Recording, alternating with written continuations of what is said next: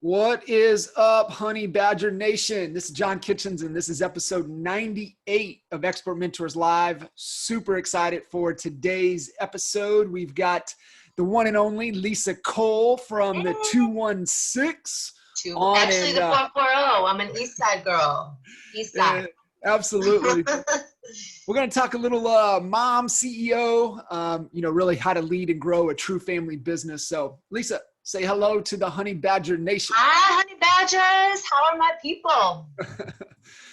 So for those listening in, tell them a little bit about yourself. Okay, so I've been in real estate for 17 years. Let's see, got in back in 2003. At the time I joined a team, and actually I started off on my own and pretty much crashed and burned very quickly. I did everything that they told me to do. I was knocking on doors. I was calling every single person I knew. I was sweating through everything. I did everything, and I just wasn't selling, and I needed to make money. So I went to my manager and I said, look, I have to get out of the business because I can't do this. And he said, no. He's like, now that I know you're going to get out, I want to introduce you to David Crockett, who they were the #1 team in the office and in the state at the time. And so I joined the Crockett team, and it was just, it says it stopped. We're good. We're still going. So I joined the Crockett team, and it was just like a match made in heaven. I mean, they were the most amazing mentors ever. And I basically just said, tell me what to do and I'll do it. So everything that they told me to do, I did. And I sold 36 houses my first year with them. And what were some of the key things there? Because I think this is really good for everybody, kind of starting out, like kind of that struggle. And like for you, I really believe, people starting out and they can really take advantage of being a part of a team. So like for you, what were those specific things that helped you? I mean, 36 deals in your first year, that's fantastic. So like, what were some of those key things that you were focused on, and what was the difference, right? What was the difference? The difference was they knew the recipe, they knew how to sell. And I was ready, willing, and able. So I just basically had the mindset that I want to be successful. I will do whatever you tell me to do. And I remember when David gave me my first lead, and I was like, okay, what do I say? He's like, just make a friend. And I was like, really? And he's like, yeah, just make a friend. And I'm like, okay. And so I did, and that was my first sale. And so it was just like, I just helped them. I can make friends pretty easily. And so that's what I did. I was just like coming from a place of connecting and wanting to help them. And what else? I mean, basically I set big goals. We sat around with our team, and I joined right in October, November at the end of the year. And so we sat around with our team and all set our goals, and we all said them out loud. And when I read, I was actually a buyer specialist at the time, and there was about 6 or 7 other buyer specialists, and all of the Crockett's were listing specialists. So we weren't allowed to sell, work with sellers at the time. And so I just remember sitting around with all these buyer specialists. Back up. So basically they had this, what was called like the 06 line. And so back then we got leads calling in all the time from sides. And so the Crockett's would go on and say, okay, buyer specialist, first one to get this lead, 06. And so I was like giving my kids a bath. I'm like, hold on, kids. Hope you know how to swim. And I'm like, got it. And so I quickly, I took pretty much every lead that I could. And they were like, what is this girl doing? They used to sit on the line for 10, 20, 30 minutes, an hour. And I wouldn't let them sit there for a second. And so I quickly made a lot of friends that way. So I was just the fundamentals. I mean, it's the principles, right? It's speed of response. I mean, even back then, just doing those basics. Right. I was just super, super hungry. And so they loved that. The Crockett's loved that for sure. And then when we sat around and we, set our goals for the following year, I'm just thinking, what do I want to sell, and what would be ideal? And I said, I don't even remember what it was. It was something, it was right around that 30, maybe it was like more than that, maybe something like 40 or something like that. And all the buyer specialists were like, oh, honey, you need to like lower those. Those are way too high. You have to be realistic. And I just remember looking at Judy like, should I? Like, I don't know what I'm doing. She goes, absolutely not. You keep those, goals right where they are. And she's like, you're going to do it. And I'm like, okay. So they just really were encouraging the whole way. And they just, helped because I was so eager to learn and so eager to grow and everything. They just, helped me in any way that they possibly could. I love that. That's such a huge takeaway for everybody listening in is, especially starting out, making sure environment is stronger than willpower. So making sure that you're getting in the right environment, that you're being pushed, right? Setting those big goals. I love that. And so that's awesome. So we set those big goals getting into year 2, like what's starting to happen for you this time? Year 2. So it's just more of the same. I mean, at the time I was working still with buyers. I think for the first 3 years I was working with buyers only. And so it was just a big old hustle. I mean, selling, I think I sold like 40 or 45 my second year, and I just stayed pretty steady with that, with the buyers. And so it's a lot of running around, and I just, at the end of year 3, I just remember going, okay, I'm getting a little burned out here and I would really want to work with sellers. And so that's another thing that they were really good about. Every time I went to them with any kind of like idea I had or any kind of like way that I felt like I needed to grow, they listened to me and they worked with me. So I went to them and I said, look, I really feel like I want to work with sellers. I just feel like I'm kind of stunted and I'm working my butt off and I just want to, grow more. And so they started letting us, they created a whole, plan to allow us to work with sellers. And so started transitioning to that. I mean, you're a buyer agent in the business, speed of response, working with a lot of buyers, time consuming, and I know kind of the theme that, for a conversation is, how, juggled that with the kiddos and I mean, and then we'll move into present day. But I mean, that had to be fun in itself, right? Oh, juggling with the kids and everything. Yeah. Yeah, that was fun. I mean, I found a way to do it, like everything in terms of like, I was the cheerleading coach for Bella and I was at all Knicks games and everything. I don't know. I had definitely had support. My ex-husband was super supportive. So he was always, there with the kids if I wasn't. And they would always wait for me. I would come home from my appointments at like, it doesn't matter what time I came home. If it was 8 o'clock at night, they're like, okay, we're still hungry. We're waiting for dinner. So I would like make dinner. Like, are you serious? Like, really? Okay. So I would make dinner at 8 o'clock at night, sometimes 9 o'clock at night. But I mean, sometimes I would try to make that window, after I would try to be there when they got home from school, make dinner, and then go out for my evening appointments. But I don't know, I just had a lot of energy, a lot of motivation and understanding family, they were really supportive and so just made it work. I love it. That's awesome. So, moving from the buy side over to the listing side, like what were some of those lessons learned going through that transition?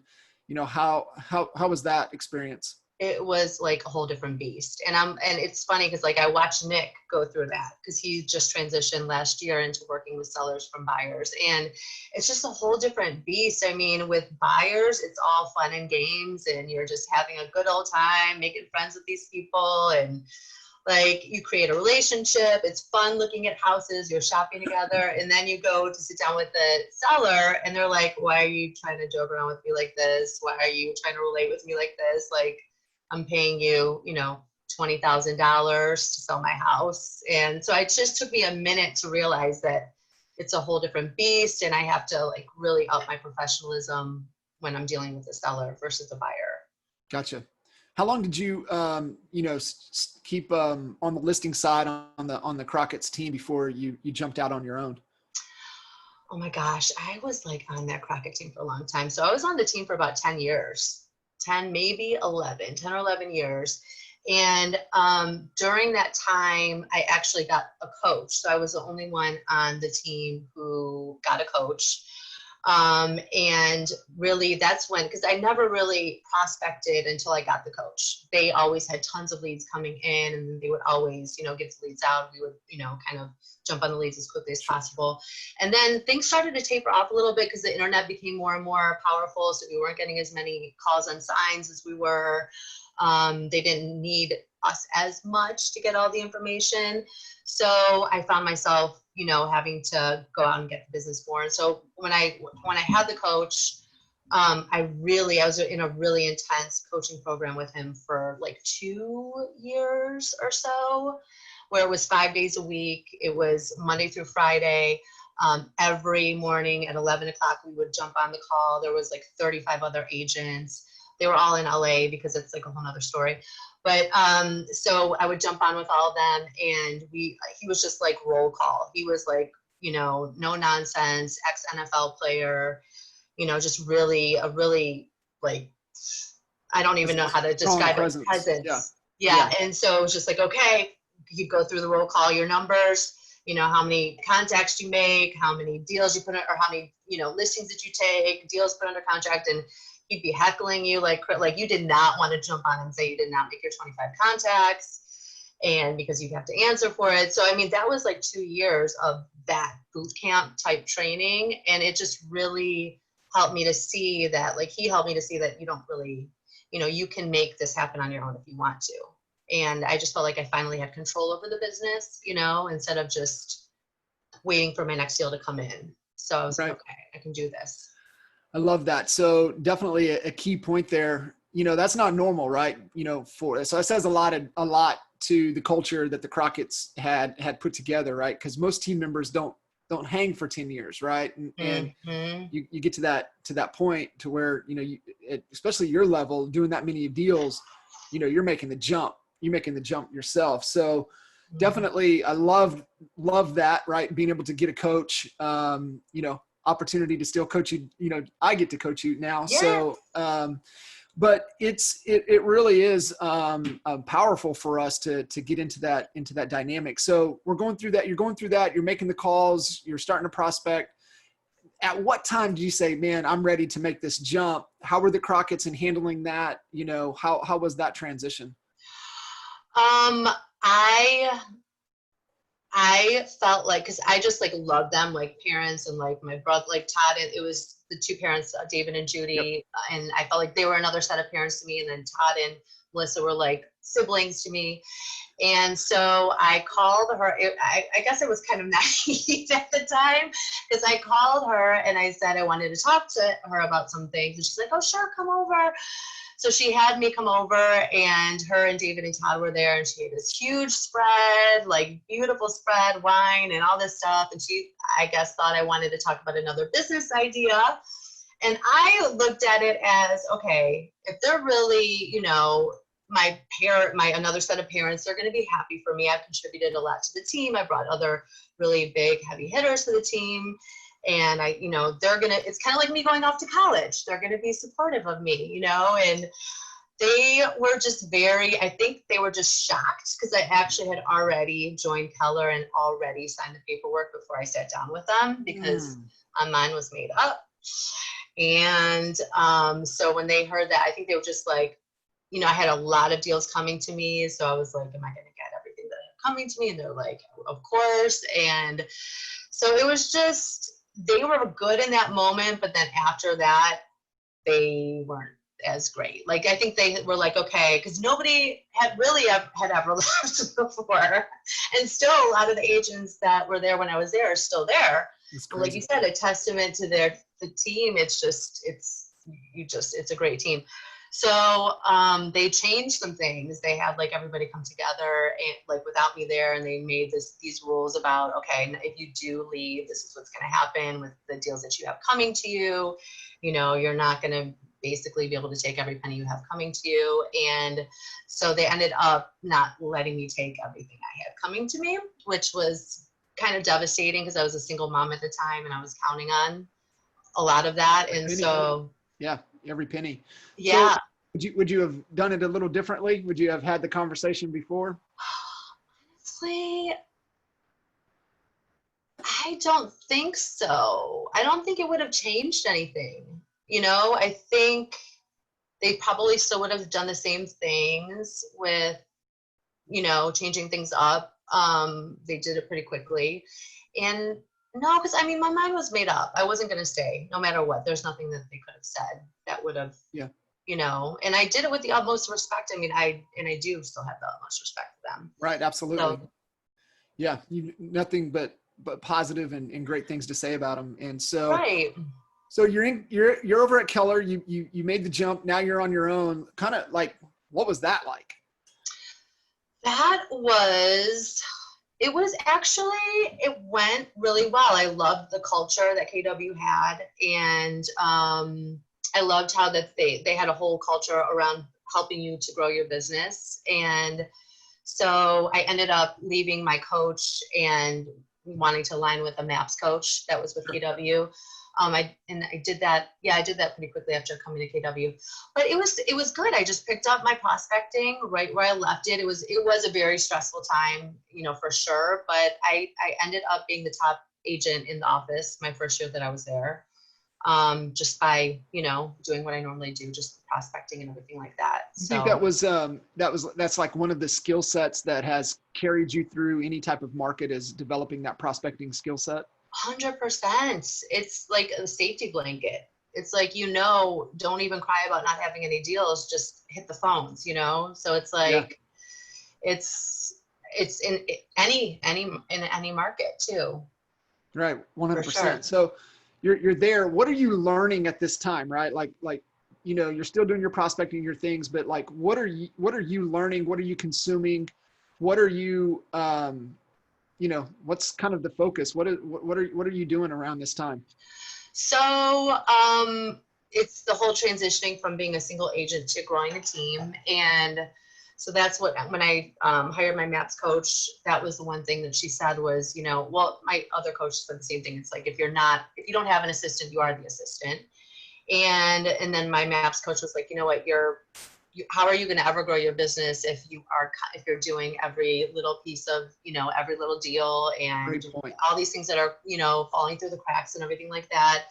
And it never feels like there's a good time. Just do it. So I jumped into the whole, you know, program that they have for hiring. And they made fun of me at the front desk because I had like a revolving door of people coming in and out. But I ended up hiring somebody really good who was with me for a year until she moved back to Australia. And that was definitely a learning curve, like being a boss. I don't think I took myself seriously at first. I was like, I don't know. It took me a minute to. Yeah, let's talk about that for a second, because I think this is really key for everybody listening in. You know, you make that first hire, you learn a lot, right? And so like, what were some of the key lessons learned through that transition and bringing somebody on board?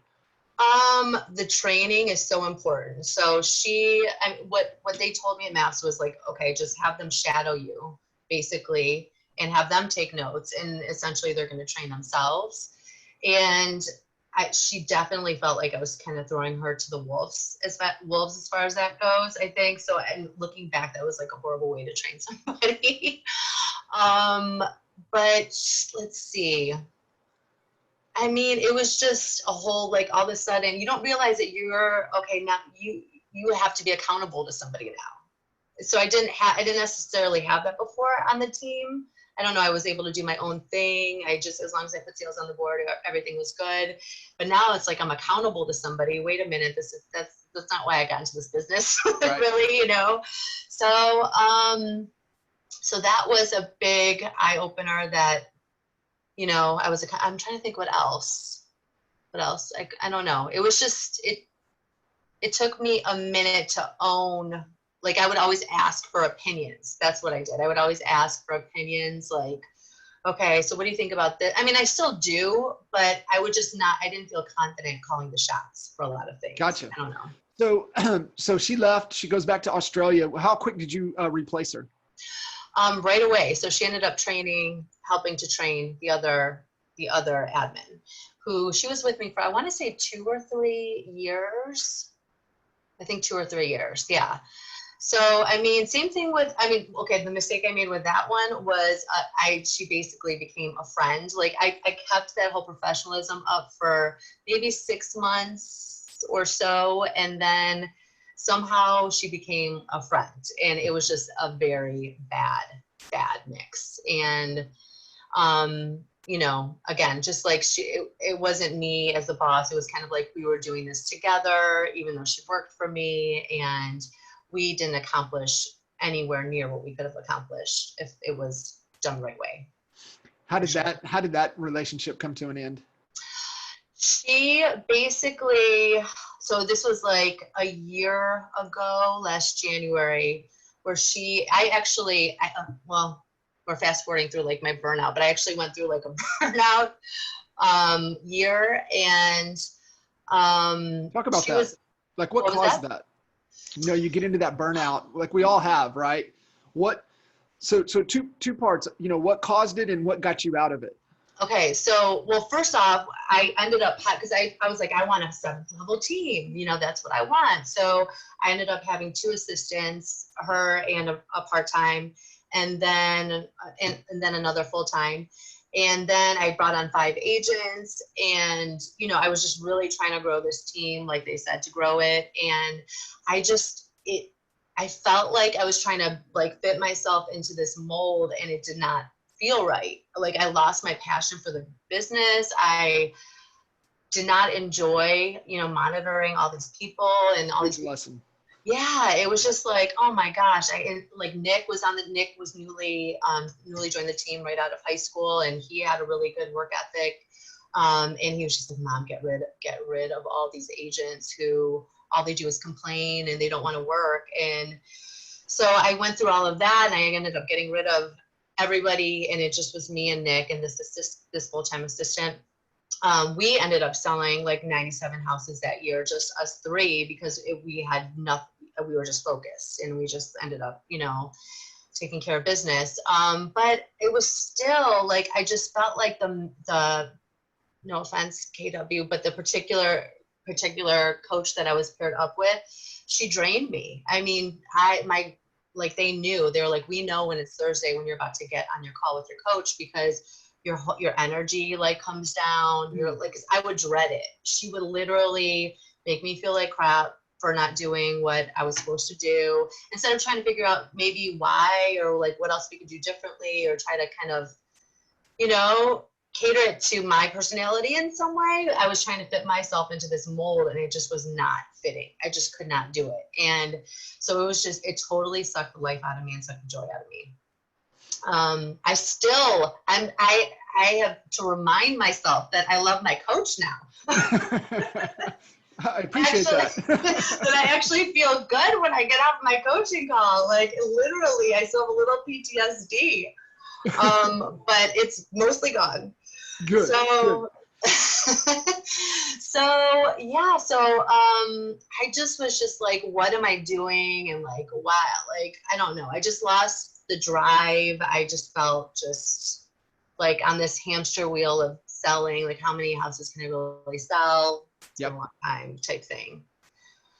So there, what started to change to kind of pull you up out of that, to re-energize you?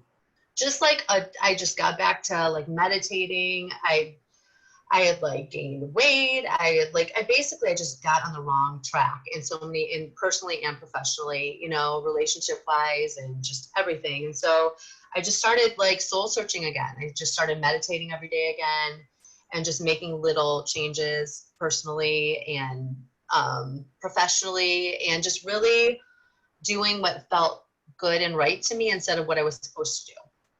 I love that. I mean, we have to turn internal, right? We have to focus on ourselves to make everything else better. So it's the whole oxygen mask, right? You've got to take care of yourself before you can, you know, share and bring your energy, bring your gift to those around us and to our clients and to our community. So It's fantastic to hear that. So Nick's on the team, right? Mm-hmm. So we've got Nick and you and the assistant. Like, kind of talk through up until, you know, we bring Bella on board. So Yeah, so it was us three. We had a killer year, and then that's when the burnout came. And then it was just kind of like a struggle. Just I was just trying to struggle through and figure out what the next step was. And then she ended up leaving. Basically, it was, I mean, it wasn't good. Like I wasn't good. I wasn't on my A game. So I don't think she felt very safe in a way. She had a lot of things going on personally. She didn't feel like it was stable. Like the business was stable, even though we did well and well enough, and I had to pay her and all that good stuff. I think she felt like, and our sales did go down. So I think she was like, okay, trying to see the writing on the wall, or maybe go someplace where they're doing more business, that type of thing. So it totally blindsided me, but it ended up being like most things like that, a blessing in disguise. Yep. Just me and Nick was awesome. He's just like such a huge support, and he's like, Mom, he's like, we got this. He's like, we're gonna build this the right way. And so we did. So I just like put my head down. I was the admin for like 6 months, and then May rolls around and I'm closing 13 deals and trying that month and trying to, sell to, and I literally like almost had a nervous breakdown. And then I think that's when we went, where were we? Because that's when we went to one of the EXP events and you were there. Yep. And I was like, I feel, because I'm like at EXP, that's one of the changes that I made, during all of that, because it just aligned with everything that I wanted. And I was just like, I just feel like I'm not like plugged into EXP like I want to be. I feel like I'm not operating at my highest level. It felt good to take a break from coaching for a while, but I'm like, I need help. And you're like, all right, let's talk. I'm like, okay. And so that's when we started like talking, and you really just helped me focus on like your ideal life, focus on what you want, and then Bella was like the next. She had been helping like here and there, but you're like, okay, you need to ask her, is she in or is she out? Because you need her to start. Well, you need someone full time, basically. Absolutely. And so we got Bella's commitment. She jumped on, and been fantastic. So I want to talk a little bit about how juggling one, in the business, raising your kids through the business. Now they're in the business with you. Like, how does that structure, like how are you still mom, but you're still the boss, right? So like how are you handling that dynamic? Because there's a lot of people in real estate that their significant other, they're in the business together. So like, how does that, juggling that dynamic, but then you bring the kids into the business. I've seen to where it doesn't work, right? To where there's this constant of butting heads, but how do you, nail those agreements to where there's a clear line of, hey, that's mom, but hey, that's also the respect there, boss. I can't take advantage of the situation. So kind of talk through that, how you guys have made this work so well. Well, first off, I know like siblings, I've had a couple of my sisters work for me, and that'll never happen again. So I know I can't do siblings. That's a no. But my kids, so Nick, he started right out of high school. He just knew, he's like, school is not for me. He's like, I want to do what you do. So he started, and I remember I was in the office with him and my assistant, and he's like, I'm like trying to tell him how to talk to clients, trying to tell him what to do. And he's like, nah, I'm not going to do that. Nah, I'm not doing it that way. And I just felt my blood boiling. And I'm like, we're not at home. Me telling you to make your bed, me telling you to clean your room. So I took him aside. I'm like, Nicholas, I'm like, this is not, your mom at home. I am your boss. I'm not dealing with this bull crap here at work. Either you're going to listen to me, or you're going to have to go join another team. I was like, because if you were anybody else talking to me like that, you'd be fired. And he's like, oh, okay. And I think it just like clicked, and I never have had to talk to him about that since. He's like, Mom, like, I never knew you were so good. Like, he had like this whole new respect for me too when he saw me in the work environment. I'm like, what are you talking about? I would be talking at home to clients all the time. He's like, yeah, but I never saw you like in the environment. He's like, you're good. I was like, thank you. That's awesome. That's awesome. And so he just really, he comes from a place of learning and wanting to grow and wanting to get better. So, and I want him to learn, grow, and get better. So he's just always has that mindset. It makes it easy, you know, it makes it easy that to help him and to help guide him through things like that. Yeah. And I think too, you know, you didn't drag him in, right? It was like he chose that, right? It was his choice. And, you know, I got to see him, you know, when we were in Cleveland at the boot camp, just how engaged he was, right? So like just some people have it and some people don't. And he definitely does. So that's fantastic. Now, talk a little bit about the, you know, with Bella, right? Bringing that other dynamic in there as well. And then also, you know, how you've had to structure how they work together. So yeah. So Bella, it was funny because Nick has been through so many ups and downs with me. When I told him that, you know, Bella was going to come on, he's like, all right, Mom. He's like, you know, if she's not the right one, you got to cut her loose, and you got to cut her loose fast, right? I'm like, I know, but I think she's going to be good. So I think that's the other thing. Like we are straight shooters, all of us. And that makes it easier. And we're able to say whatever we want to say. We don't feel like we don't feel like we have to hold back at all. And so Bella joining on, totally different personality than me and Nick. She's definitely more reserved. And I think that's another thing. I think we're all really suited for our positions really well. Yep. So that makes it easy. They all play to our strengths. And so Bella is just very intelligent, more introverted, more methodical, really just systems. She thrives on all of that. And obviously me and Nick need that. And so she, it was very intimidating for her to start in the business. I mean, when you were like, okay, just ask her, is she in or is she out? And if she's out, great. And if she's in, great. And so when I did ask her, I mean, she literally, I was like, Bella, do you want to do this? Because I need to hire somebody full time. And she literally burst into tears. We're at lunch. I'm like, why are you crying? It's just a lot of pressure. I don't know. Because she was 19 at the time. And so stepping into this professional role, she, you know, had been working retail. She had never been in a position like that. And I said, Bella, if you don't want to do it, it's not a big deal. Don't worry about it. And so like a week later or 2 weeks later, she's like, is it too late to change my answer? And I'm like, no. And I was like, why? She goes, I just think I was so afraid. She's like, I just didn't, but I don't want to let that stop me. She's like, I think this will be a good opportunity for me to grow. And I'm like, okay, awesome.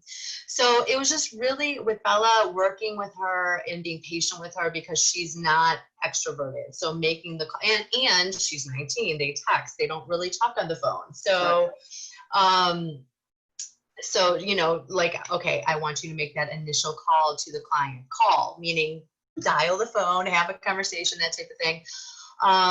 And so it just, I had to let her, and you helped guide me through this. I had to let her kind of do it in phases. We slowly had her start calling people and we would role play the conversation, and she would finally, you know, work up the courage and then go in her office, shut the door and make the call. And then she, you know, every time she did it, she felt better and better about herself.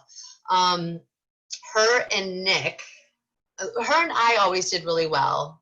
Her and Nick had a little bit of a moment where Nick would ask her to do a lot of things, and she's like, you know, doesn't really feel like doing it for her brother, and he's trying to like take advantage of her, she feels like. So so there was a time where he needed something done for a deal, and she was just annoyed and she hung up on it like she normally would if it was just brother sister, and he just was like, no, this cannot be. And so he called me and he's like, Mom, we can't have this. This is professional. This is business. And she needs to keep her cool. And so it's when I called Bella. I'm like, Bella, you have to learn to stay cool under fire. You know, it's your brother, but we're in a business setting. So you have to stay professional with your brother. I don't care if you feel like strangling him at that moment. You smile and you know, you just work through it with him. And just stay calm and cool. And so she got it. I mean, again, it was just like really just that one time that I had to have that conversation with her, and it's been good.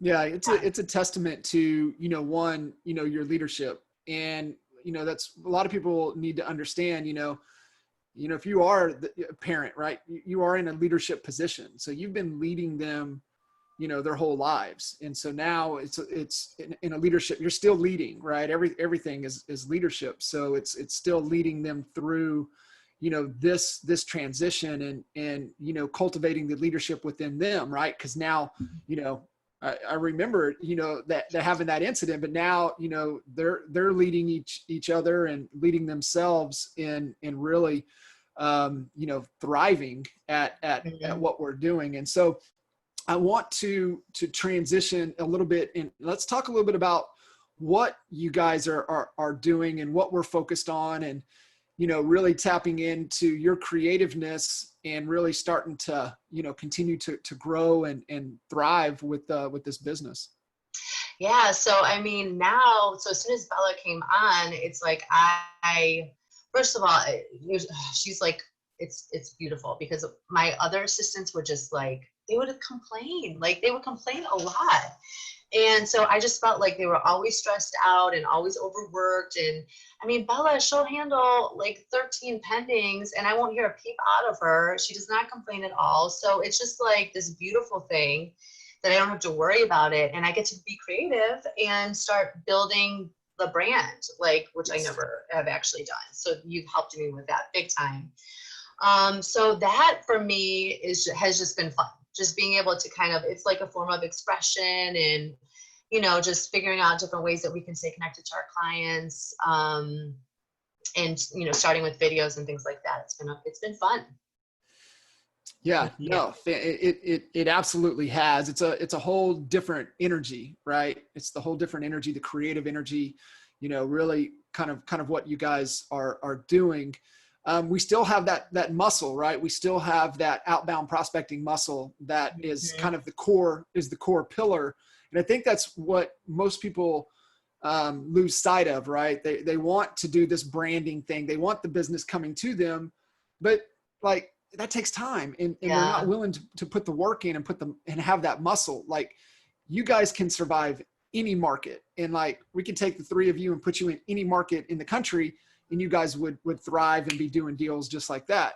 Mm-hmm. So let's talk a little bit right now where that muscle, what are you guys focused on? Because, you know, you and Nick hitting the calls, doing those things, but like, what niche are we really focused on right now? So for sale by owners has always been like my go-to. And so like a third of our business has always come from for sale by owners.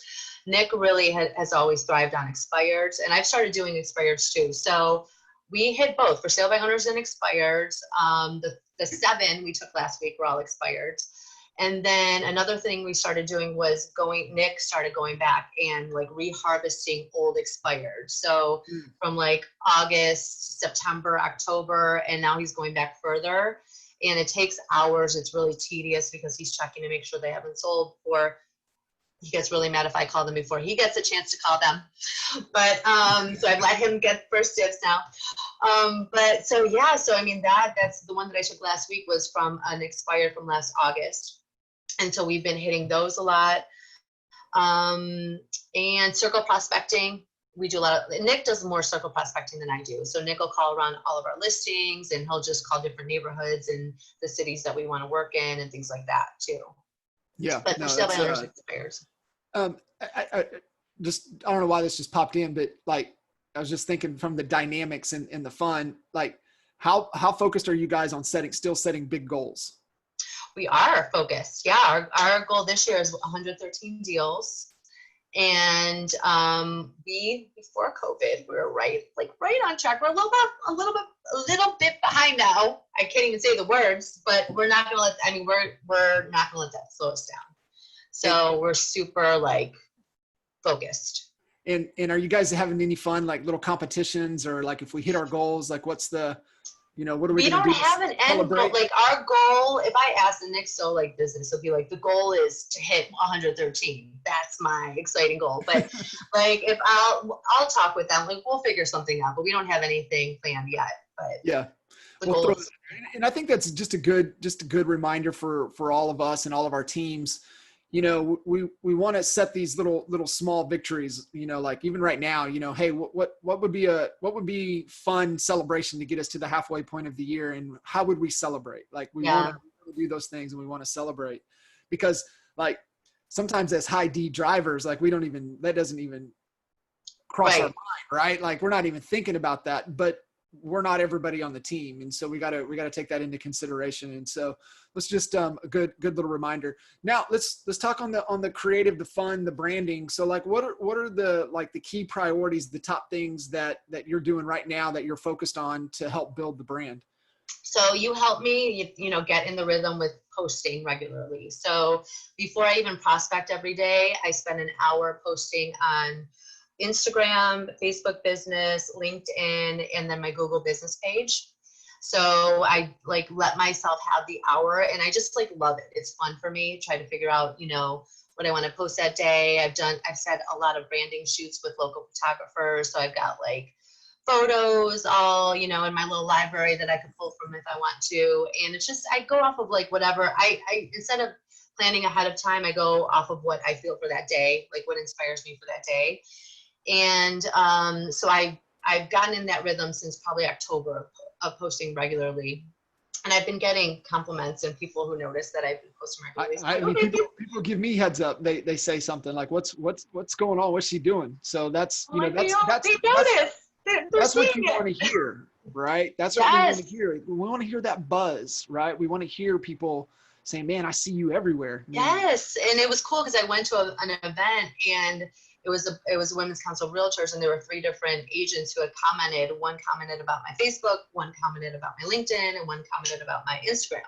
So that's why it's good to have you know, posts going out every day on all of those different sites. So I do that, and then and so now I'm starting to get back into videos, and I've got my YouTube channel that I started actually when I first joined EXP, and I actually have 9,000 views on the one video I did for the fees for EXP. So started doing that. So now what I'm doing is I'm putting out one video a week geared towards sellers, and then one video a week geared towards agents. And then we talked about doing, you know, Slay Your Day, like 3 different tips, little 1-minute videos in the morning, just tips of how to slay your day. But then we also talked about doing the interviews with local business owners and how they're weathering this COVID storm. And so I was like, let me transition to that because that is more exciting to me. So I started doing that, started jumping into Facebook Lives. Last Friday was the first one. I'm going to do them Monday, Wednesday, and Fridays with different business owners. And it's been fun. It's been a lot of fun. Yeah. It's so cool. And you know, that doing the business side of things, excuse me, it's a way to also to give back into our community, get that involvement, and creating those, you know, it's more of kind of an awareness type of approach, but be able to build those relationships with the influencers in your community and staying top of mind, because like they're going to share that, right? They're going to share, they're going to talk to people. And then now when they hear a buzz of somebody talking real estate, who are they going to think of? Yeah, Think of Lisa. exactly. Man, I was on Lisa's show. Right. Right, exactly. Because I was on a live with Women's Council last week, and it was just fun to me. Like, it was just fun to sit there and talk to everybody. So like for me, it's like fun to talk to these people. A lot of them are my friends, and the byproduct is, okay, now we have exposure to everybody who's their Facebook friends, you know, and you're picking up all of these potential clients that way. And they're so thankful because they would never get on typically would never get on a Facebook Live to talk about their business. So you're giving them a platform, you know, and I added up all the followers I have in all the different sites. So right now I have over 12,000 with all the different sites. So that's 12,000, you know, eyes on them that maybe they wouldn't have had before. So hopefully it could help them grow their business and give other people, like, you know, ideas about growing their businesses too, and weathering the storm and all that. So it's just like a win. It's just like so much fun. Yep. I love it. I think that's the other key too, is you're having fun with it. Right. Mm-hmm. And, you know, thinking of all these different options and like, you know, yeah, there's a clear goal that we're trying to accomplish here, but you know, it's also what can we do that we're going to really get excited about that we'll stick with, Right. that will stay consistent, right? That's the thing. And Mm-hmm. I love that little tidbit that you shared. Hopefully everybody picked that up, is that, you know, the first working hour, you're focused on content and you're actually putting it out there, and then Mm-hmm.